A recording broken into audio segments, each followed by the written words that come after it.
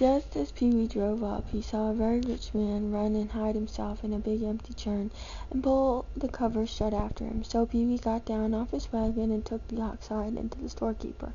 "What'll ye give me for this hide?" says he to the storekeeper. "Why, nothing," says the storekeeper. "I haven't got money to spend on old ox hide."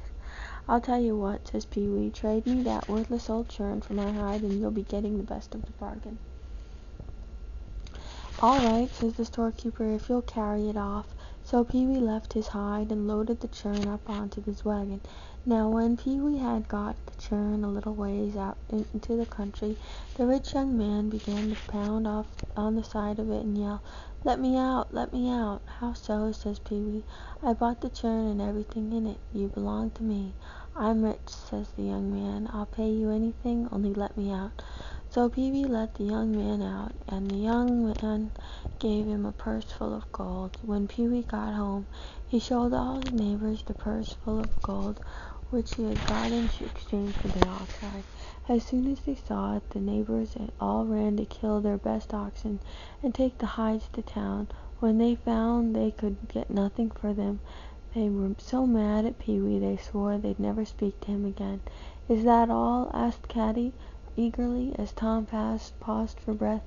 "Oh no," said Tom, "the best part's coming." Warren, going back on his first furrow, looked at them wistfully, but Tom motioned him on.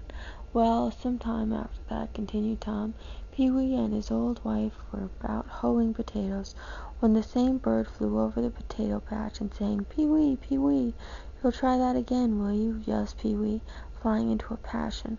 'I'll teach you,' and he threw his hoe at the bird. But the bird flew away, and the hoe came down and hit Pee-wee's wife over the head and killed her." "Oh dear," said CADDIE, "did you really mean it to kill her, Tom?" "That's all right," said Tom. "It's just a story."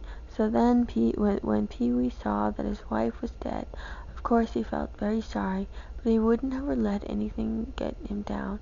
So he tied her sunbonnet on her to shade her face, and set her up on a seat with her back to the lake and facing the highway, which ran along by the lake at that place.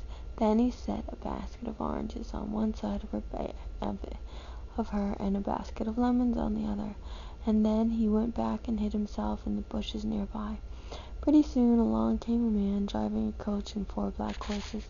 When the man saw Pee-wee's wife sitting beside the road, he stopped his horses and got down off the coach. "Say, old lady, how do you sell your oranges?" he asked. Pee-wee's wife didn't answer. "How do you sell your lemons?" No answer. The man thought she was deaf, and he began to shout as loud as he could, "Say, old lady, how do you sell your oranges? How do you sell your lemons?" Still no answer. And was he mad? Before he knew what he was doing, he reached out and gave her a punch, and the old woman fell over backward into the lake. Now Pee-wee came out of the bushes, and he says, "You've drowned my poor old wife, you rascal. I'll have the law on you." "Oh, please," says the driver of the coach, "don't do that. I didn't mean to drown her at all. At all. At all. Here, I'll give you my coach and 4 black horses if you'll say nothing more about it." "Very well," says Pee-wee, "but see you don't go around pushing any more old women into lakes."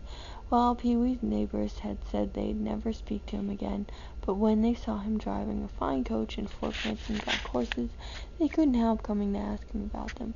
Pee-wee told them he'd accidentally killed his wife, and how he'd set her up by the roadside, and the coachman had given him the coach and 4 in exchange for her. So all the farmers knocked their old wives on the head and set them up the road to wait for a coach. "Good land, Tom," cried CADDIE. "They'd never do that." "Say who's telling the story anyway," demanded Tom irritably. "Well, go on." "Of course the coach didn't come along," continued Tom, "and the other farmers were good and mad, as you may well believe." "I should think so," said CADDIE. "They began to plot they could get rid of Pee-wee, so they came to his farm one day and got him and put him in a big hogshead barrel.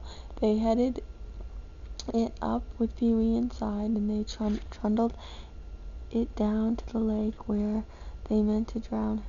Now, on the edge of the lake, there was a tavern like the one down to Dunaville, and before they drowned Pee-wee, the farmers decided they'd go in and get a drink to celebrate getting rid of him, so in they went, leaving Pee-wee in the hogshead on the edge of the lake. That is half of page 198.